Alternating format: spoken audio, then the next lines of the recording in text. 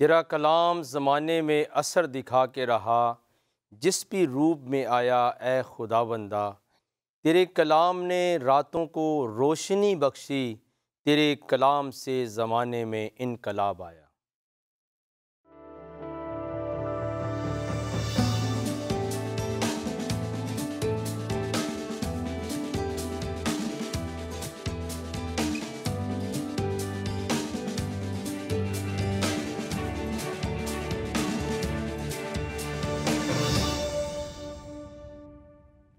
عزیزان گرامی، میرے پیارے بہن بھائیوں، میں ہوں آپ کا میزبان پاسٹر صدیق پال اپنے پروگرام دوستی کا ہاتھ بھائی صدیق کے ساتھ۔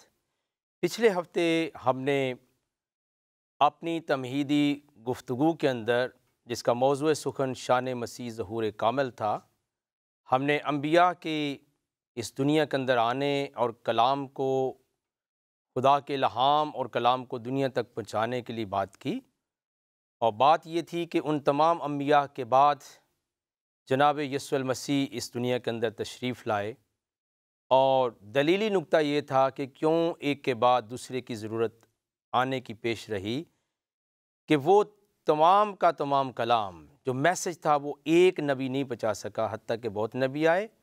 اور پھر ایک اور دلیل کے طور پہ ہم نے بات کی تھی کہ وہ کلام تو پہنچاتے رہے، جیسے کہ خون نہ کرنا، لیکن ہم نے سنا کہ جناب موسیٰ علیہ السلام سے بھی قتل اور خون ہوا، اور پھر یہ تھا کہ ان کی جو ذات تھی، ان کا جو کردار تھا، ان کا جو عملی پہلو تھا، اس کے اندر یہ چیزیں موجود رہیں۔ اور اسی طور سے ہم نے کہا کہ نہ صرف یہ بائبل بیان کرتی ہے، نہ صرف یہ تورات شریف بیان کرتی ہے، نہ صرف انجیل کا حصہ بیان کرتا ہے، نہ صرف یہ زبوروں کے اندر بیان ملتا ہے، بلکہ قرآن شریف بھی اٹ سیلف اس بات کو بیان کرتا ہے۔ تو میرا خیال ہے کہ آپ جہاں پر بھی ہیں، دنیا کے کسی حصے میں بھی ہیں، اگر آپ کے پاس قرآن کا نسخہ موجود ہو تو آپ میرے ساتھ کھول سکتے ہیں، تاکہ ہمیں اچھی طرح سے سمجھ آ جائے کہ یہ معاملہ کیا تھا۔ اس وقت ہم جو ہے وہ قرآن کے چیپٹر نمبر 22 کو دیکھنا چاہتے ہیں، اور میرے پاس قرآن اس وقت موجود بھی ہے، اور ہم چاہتے ہیں کہ میرے بہن بھائی اور اس پروگرام کو دیکھنے والے جو اس کو دیکھ بھی سکتے ہیں اور پڑھ بھی سکتے ہیں۔ اور جب ہم اس کے چیپٹر 22 کو دیکھتے ہیں قرآن کے اندر، اور اس کا نام سورہ حج ہے، اور سورہ حج کے آیت نمبر میں آپ کے ساتھ شیئر کر دیتا ہوں، اور پھر آپ بھی میرے ساتھ جو ہے یقینی طور پر اس کو دیکھ سکتے ہیں۔ اور یہ کوئی شخص بیان نہیں کر رہا ہے، کوئی عالم، کوئی پریسٹ، کوئی اپنی رائے نہیں دے رہا ہے، بلکہ یہ قرآن کی رائے ہے، قرآن کی آیت ہے، اور میں ہو بہو پڑھنا چاہتا ہوں چیپٹر نمبر 22 سورہ الحج، اور اس کی 52 نمبر یعنی 52 ورس ہے۔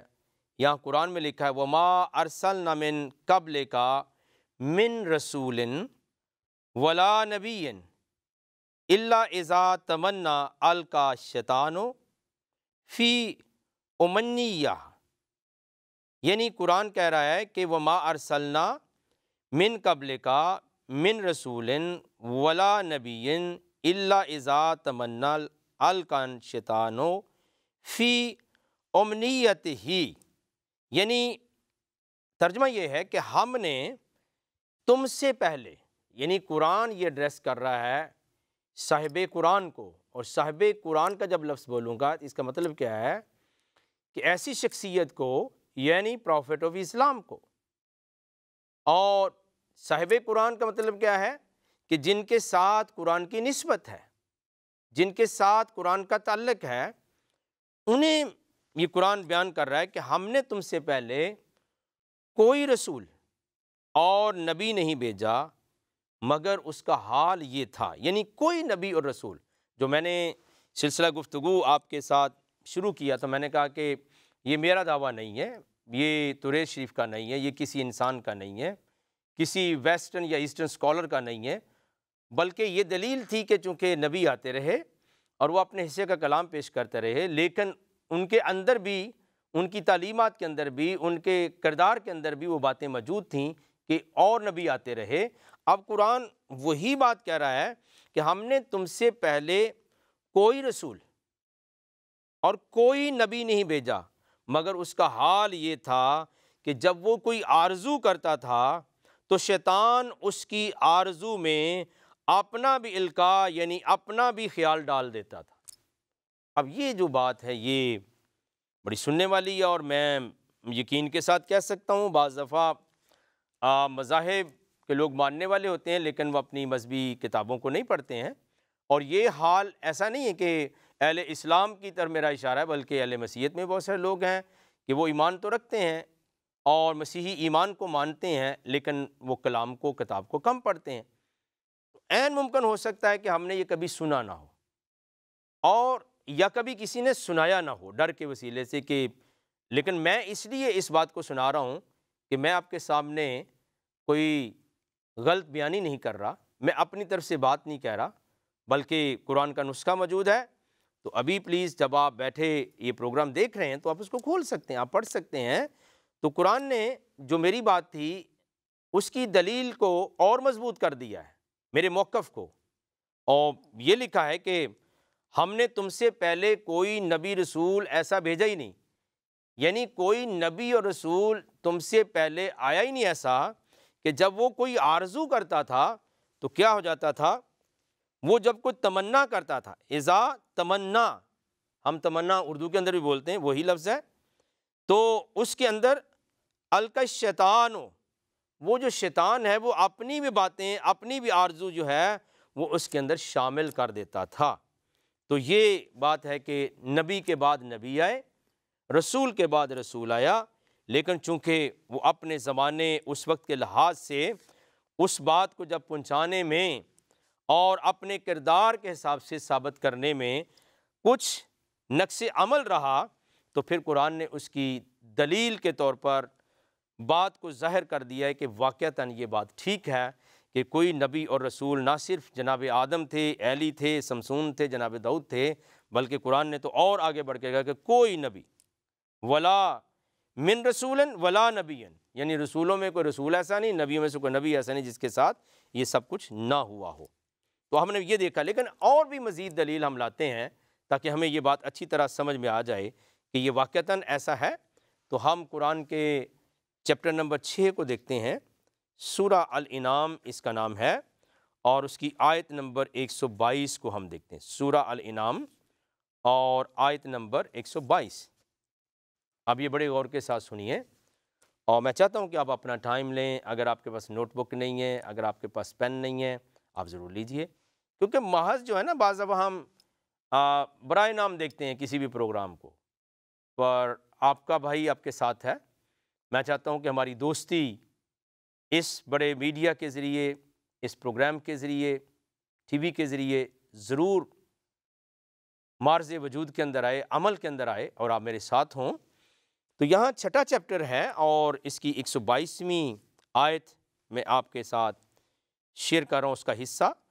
یہاں لکھا ہے وَإِنَّ الشَّيَاطِينَ لَيُوحُونَ إِلَىٰ أَوْلِيَائِهِمْ۔ اب قرآن کی آیت کا ترجمہ یہ ہے، اور شیطان اپنے رفیقوں کے دلوں میں یہ بات ڈالتے ہیں کہ تم سے جھگڑا کریں۔ اب یہ صاف لکھا ہے کہ وہ کیا کرتے ہیں، ان الشیاطین لیوحون، یعنی وہی کر دیتے ہیں، اپنا القاء کرتے ہیں، اور وہ کرتے ہیں لوگوں کی زندگیوں میں۔ شیطان جو ہے اپنے خیالات ڈال دیتا ہے، اپنی انسپائریشن جو ہے وہ ان کے اندر ڈال دیتا ہے، اور اس کا جو انگلش ترجمہ ہے وہ بھی اچھا ہے، وہ بھی پڑھ لیں، لو دا ڈیولس ڈو انسپائر۔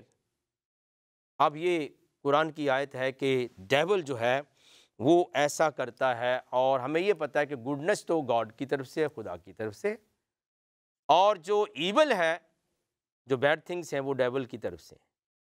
تو یہ انسانوں کی زندگی میں بھی ہوتا ہے، اور پھر ہم نے دیکھا کہ وہاں سورہ حج میں بیان ہوا ہے کہ کوئی نبی ایسا نہیں تھا، کوئی رسول ایسا نہیں تھا کہ جس کی زندگی کے اندر یہ نہ ہوا ہو، اور اس کی جب اس نے آرزو کی تو شیطان نے بھی اپنے خیالات جو تھے وہ ان کے اندر ڈال دیے۔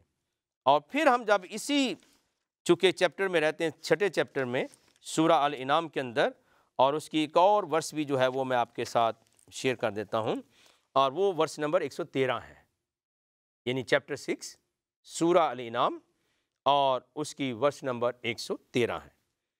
یہاں پہ لکھا ہے، میں ترجمہ پڑھ دیتا ہوں آپ کے لیے، آپ یقیناً طور پہ ٹیکسٹ کو بھی دیکھ سکتے ہیں۔ اور اسی طرح ہم نے شیطان، انسانوں اور جنوں کو ہر پیغمبر کا دشمن بنا دیا تھا۔ اب یہ کلیئر کٹ آیت موجود ہے، وَكَذَلِكَ جَعَلْنَا لِكُلِّ نَبِيٍّ عَدُوًّا شَيَاطِينَ الْإِنسِ وَالْجِنِّ یُوحِی بَعْضُهُمْ إِلیٰ بَعْضٍ۔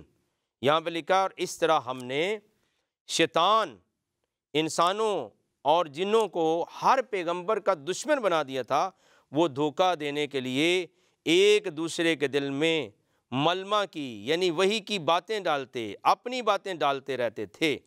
تو یہ دیکھیے کہ یہ بھی قرآن کی آیت ہے کہ یہ صرف جو فارمیٹ ہے، یہ ساری بات ہے، یہ کسی انسان کی نہیں ہے۔ اب میں نے میرا خیال پچھلے ہفتوں کے پروگرام میں گزارش کی تھی کہ ہمارے اندر سنانے کا جذبہ نہیں ہونا چاہیے، سننے کا جذبہ ہونا چاہیے، اور میں نے وہ ایک پچھلے پروگرام میں ایک سٹوری بھی شیئر کی تھی اپنی ذاتی، اور میں آج بھی کہنا چاہتا ہوں کہ جب اچھی طرح کسی انسان کو آپ سن لیتے ہیں پورے احترام کے ساتھ، تدبر کے ساتھ، سمجھ کے ساتھ، تو 50% جو ہوتا ہے اس انسان کی شخصیت کو آپ جیت لیتے ہیں۔ اور اگر آپ سنتے نہیں ہیں، پہلا لفظ سنتے ہیں جھگڑنا شروع کر دیتے ہیں، اور جو ہے وہ کریٹیکل وے میں جاتے ہیں، اس کو جو ہے وہ رد کرتے ہیں، ریجیکٹ کرتے ہیں، تو وہ آپ کی بات نہیں سنے گا۔ اس لیے میرا کہنا یہ ہے کہ دوستی کا ہاتھ بائی صدیق کے ساتھ پروگرام جو ہے، اس کی روح یہ ہے کہ ہم ایک دوسرے کو سنیں، اور میں خود بھی سننے کی کوشش کرتا ہوں۔ تو یہ ہم نے حوالہ پڑھا کہ ایسا ہوتا رہا ہے، اور ایسا جو وجود ہے ان چیزوں کا، ان کا حوالہ جو ہے وہ قرآن کے اندر موجود ہے۔ اور پھر معصیت کے بارے میں، گناہ کے بارے میں، یعنی ایک تو یہ ہے کہ یہ شیطان کرتا رہے، نہ صرف عام انسانوں کی زندگی میں، بلکہ نبی اور رسول بھی اس سے فری نہیں رہے ہیں، اس سے محفوظ نہیں رہے ہیں۔ تو اب معصیت کے بارے میں، معصیت کا لفظ جب بولوں گا تو اس میں گناہ کے بارے میں، تو قرآن کا چیپٹر جو ہے وہ 57 ابھی ہم دیکھیں گے، اور یہ قرآن آپ بھی پلیز اپنے ساتھ دیکھ سکتے ہیں اور اس کو ملاحظہ کر سکتے ہیں، اس کے ریفرنس کو میرے ساتھ پڑھیے، کیونکہ ہماری دوستی یہ ہے کہ ہم مل کر ایک دوسرے کے ساتھ آگے بڑھ رہے ہیں۔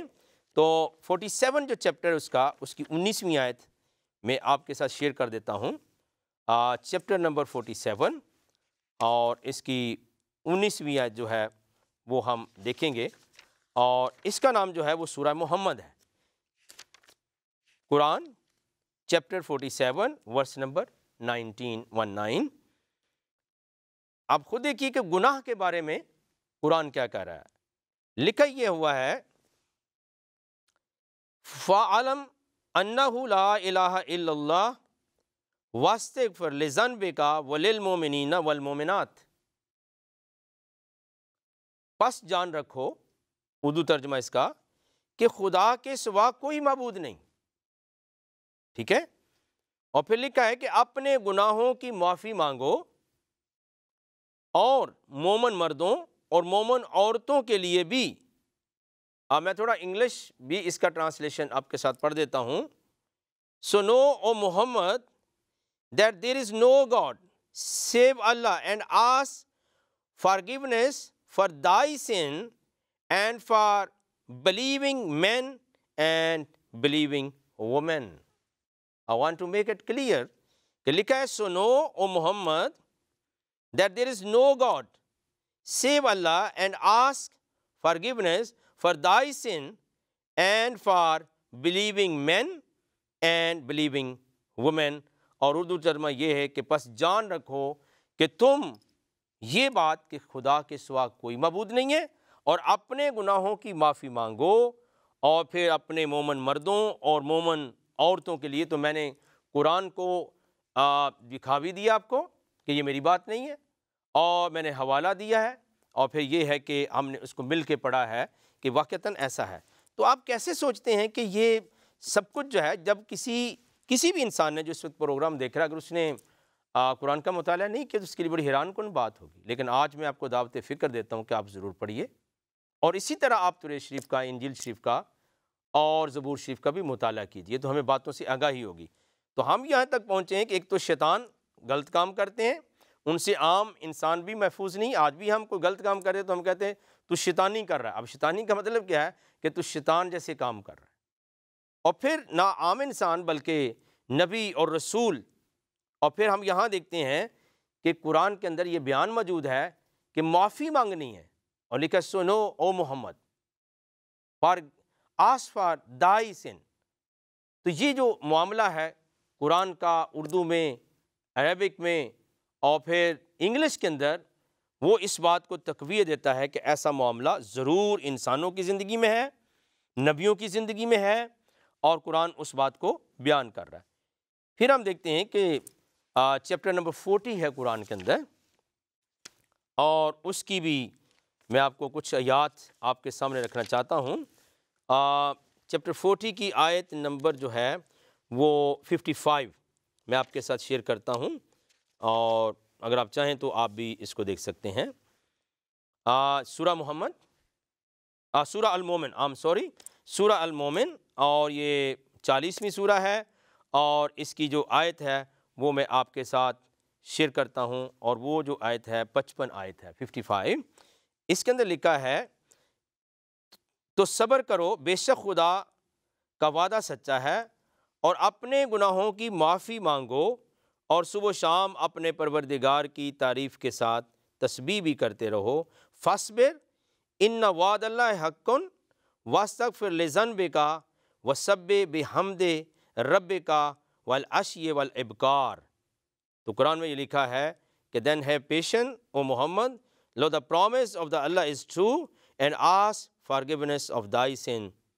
اور آگے جو ہے میں نے آپ کے ساتھ پوری آیت اردو میں پڑھ دی ہے. تو یہ ہم دیکھ رہے ہیں کہ قرآن جو ہے وہ بیان کر رہا ہے کہ تم صبر کرو، خدا کا وعدہ سچا ہے، اور اپنے گناہوں کی معافی مانگو، اور صبح و شام اپنے پروردگار کی تسبیح کرو. اور پھر سورہ الفتح قرآن کے اندر ہے، اور یہ 48 چیپٹر ہے قرآن کے اندر سورہ الفتح. اور اس کی جو دوسری آیت ہے اس کو ہم دیکھتے ہیں تو اس کے اندر لکھا ہوا واضح طور پر لے یغفر لک اللہ ما تقدم من ذنبک وما تأخر، کہ ہم نے تمہارے تاکہ خدا تمہارے اگلے اور پچھلے گناہوں کو معاف کر دے. لیکن بعض دفعہ یہ ہوتا ہے کہ ہم چونکہ جب گفتگو کرتے ہیں دوستانہ طور پہ تو یہ ہوتا ہے کہ نہیں جی جو ذنب کا لفظ ہے اس کا مطلب تو گناہ نہیں ہے. لیکن میں آپ کی معلومات کے لیے عرض کر رہا ہوں کہ یہ تقریباً 39 مرتبہ قرآن کے اندر مختلف صورتوں میں مختلف چیپٹرز کے اندر یہ جو ہے وہ حوالہ جات موجود ہیں. اور پھر ہر جگہ پر جو ہے اس کا مرتبہ اس کا جو ترجمہ کیا گیا ہے وہ گناہ کیا گیا ہے 39 ٹائم. تو یہ سورہ فتح جو 48 سورہ ورس نمبر 2 ہے، صرف اس کا حوالہ نہیں ہے، بلکہ یاد رکھیے کہ یہ تو 39 ٹائم آیا ہے، اور اس کا جو ترجمہ ہے وہ گناہ بن رہا ہے، سن یا سنس. آئیے ہم دوبارہ سے اپنے اس موضوع کی طرف لوٹ رہے ہیں جہاں سے ہمارا پچھلے ہفتے میں بھی سلسلہ گفتگو جاری تھا. اور اب میں نے تھوڑی سی تصویر آپ کے سامنے کھینچ دی ہے کہ نبی آئے، کس طرح پیغام پہنچایا، کتنا پہنچایا، ان سے کیا کچھ ہوا، پھر آخر میں اس نے اپنے بیٹے کو جناب یسوع المسیح کو اس دنیا کے اندر بھیجا. اور ضرورت کیوں پیش آئی آپ کے آنے کی کہ پچھلے تمام انبیاء کرام اس دنیا کے اندر تشریف لائے، وہ ہمارے لیے انتہائی محترم ہیں. لیکن چونکہ قرآن بیان کر رہا ہے، بائبل توریت شریف انجیل شریف بیان کر رہی ہے، لہٰذا یہ مذہبی کتابیں ہیں تو ہمیں ان کے بیان کو سپریم سمجھنا ہے، لا کے طور پر، اصول کے طور پر، لہٰذا ہم یہ بیان کریں. لیکن واپس آ رہے ہیں تو اب میں آپ کے ساتھ ایک ٹیکنیکل چیز پیش کر رہا ہوں کہ انبیاء کی حیثیت کیا تھی، یہ سمجھنے کی ضرورت ہے. تو بڑا متوجہ رہیے، آپ کلیئرلی مجھے دیکھ سکتے ہیں. انبیاء کی حیثیت کیا تھی؟ انبیاء کی حیثیت یہ تھی کہ نمبر 1 پہ خدا، اور نمبر 2 پہ امر یعنی کلام، کہ جو ان کو ورڈ ملتا تھا. اور اب تکنیکی اعتبار سے، عملی اعتبار سے یہ گفتگو بڑی اہم ہے کہ کوئی انسان، جن میں سے حضرت داؤد علیہ السلام کی مثال موجود ہے کہ جب ان کے بھائیوں کو مسح کرنے کی، مبارک ٹھہرانے کی بات کی گئی تو حصے آپ کے میں وہ بات آئی، پوچھا گیا کہ کوئی آپ کا چھوٹا بیٹا ہے جناب حضرت یسی سے؟ انہوں نے کہا چھوٹا ہے، وہ تو بھیڑیں چرا رہا ہے. اور یہ لکھا بھی ہے کہ وہ میں بھیڑ سالے میں سے نکالا گیا. تو ان کو بلا کر خدا نے یہ بات دی. اور کب دی؟ جب اس نے اپنا امر، جب اس نے اپنا کلام ان کو دے دیا. تو میں کہنا چاہتا ہوں خدا نمبر 1 پہ، اور نمبر 2 پہ امر ہوتا ہے، یعنی خدا کا حکم، خدا کی کمانڈمنٹ، خدا کی شریعت، خدا کا کلام۔ اور کوئی شخص اس وقت تک نبی نہیں ہو سکتا ہے، میسنجر نہیں ہو سکتا ہے، پیامبر نہیں ہو سکتا جب تک اس کو میسج نہ دیے۔ That's why we like to say he is the messenger of Allah and God, کہ یہ خدا کا میسنجر ہے، رب کا میسنجر ہے اور یہ پیامبر ہے۔ تو نمبر 1 پہ خدا، اور نمبر 2 پہ امر یعنی کلام جو اسے ملتا ہے، اور نمبر 3 پہ نبی آتا ہے۔ آپ دیکھیے غور کے ساتھ، خدا کی ذات چونکہ الٹیمیٹلی ابو دین آل ہے، وہ سپریم ہے، تو وہ نمبر 1 پہ ہے۔ اور نمبر 2 پہ کون ہو گیا؟ امر یعنی کلام، کیونکہ خدا کلام کرتا ہے اور کلام دیتا ہے۔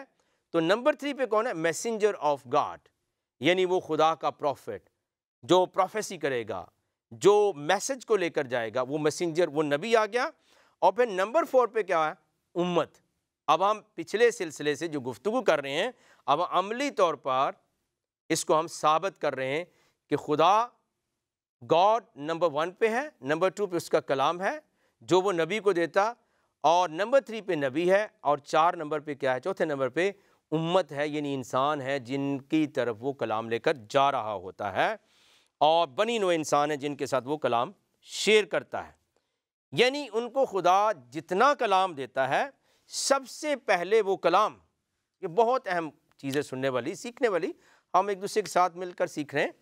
یعنی جو بھی کلام انہیں خدا دیتا ہے، وہ سب سے پہلے کس کے لیے ہوتا ہے؟ اس نبی کے لیے۔ مثال کے طور پر زنا نہ کرنا، اگر یہ حکم ہے خدا کا، یہ کلام ہے خدا کا، تو سب سے پہلے اس کا ایڈریس ہی کون ہے؟ اس کا مخاطب کون ہے؟ کس کو وہ خدا کلام کہہ رہا ہے؟ کس کو کہہ رہا ہے کہ تو ایسا نہ کرنا؟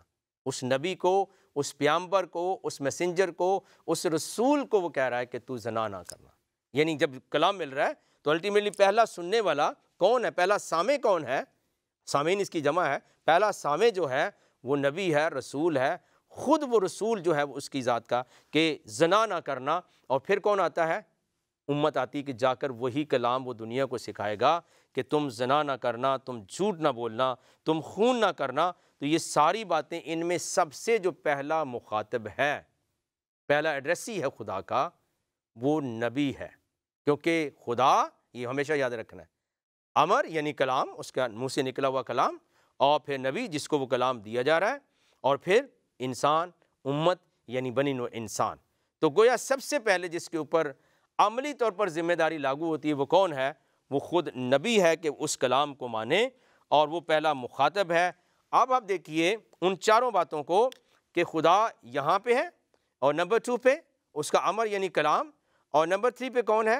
نبی، اور نمبر 4 پہ کون ہے؟ امت۔ تو اس کا مطلب یہ وہ خدا اور کلام۔ اب نبی جو ہے وہ 2 چیزوں کے بظاہری طور پہ تابع ہے، خدا کے بھی اور کلام کے بھی۔ یعنی نبی نہ کلام سے بڑا ہے نہ خدا سے بڑا ہے۔ اور میں ایمان رکھتا ہوں کہ میری گفتگو آپ کو یقینی طور پر، میں بہت سادہ انداز میں گفتگو کر رہا ہوں، کہ یہ سمجھ آ رہی ہوگی کہ آج سے پہلے ہم نے اس طرح سے سنا نہیں ہے، لیکن میرے پیارے عزیزوں، دوستوں، بہنوں، بھائیوں، ہمیں یہ سننا اور اس مکالمے کو، اس دوستی کو ہم نے آگے بڑھانا ہے، کہ ہم ایک دوسرے کی بار بار یہ گفتگو سنیں۔ تو میں یہ کہنا یہ چاہ رہا ہوں کہ وہ جو نبی ہے وہ کلام کے تابع ہے۔ یعنی وہ نبی ضرور ہے، میسنجر ضرور ہے، لیکن وہ کلام نہیں ہے، وہ کلام کے تابع ہے۔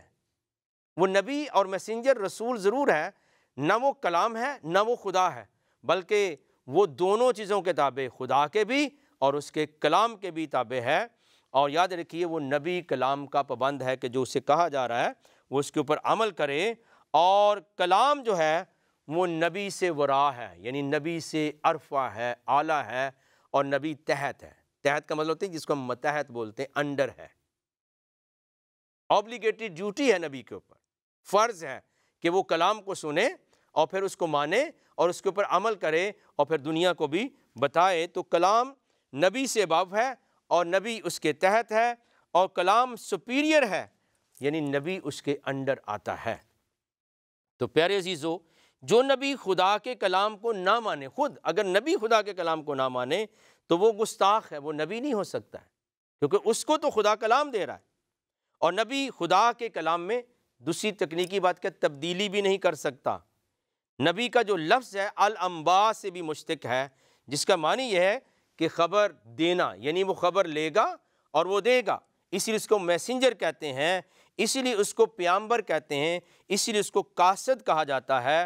اور کلام مجید توریت شریف کے اندر یہ بات لکھی ہے، استثناء کی کتاب اور اس کا 18واں باب اور اس کی 19ویں آیت، بائبل مقدس میں سے استثناء کی کتاب اور اس کا 18واں باب اور اس کی 19ویں آیت ہم دیکھتے ہیں کہ خدا نے اس سارے سلسلے کے بارے میں کیا فرمایا۔ 18واں باب اور اس کی 19ویں آیت، اور لکھا ہے، اور جو کوئی میری ان باتوں کو جن کو وہ میرا نام لے کر کہے گا نہ سنے تو میں ان کا حساب ان سے لوں گا، لیکن جو نبی گستاخ بن کر کوئی ایسی بات میرے نام سے کہے جس کے کہنے کا میں نے اس کو حکم نہیں دیا، یا اور معبودوں کے نام سے کچھ کہے تو وہ نبی قتل کیا جائے۔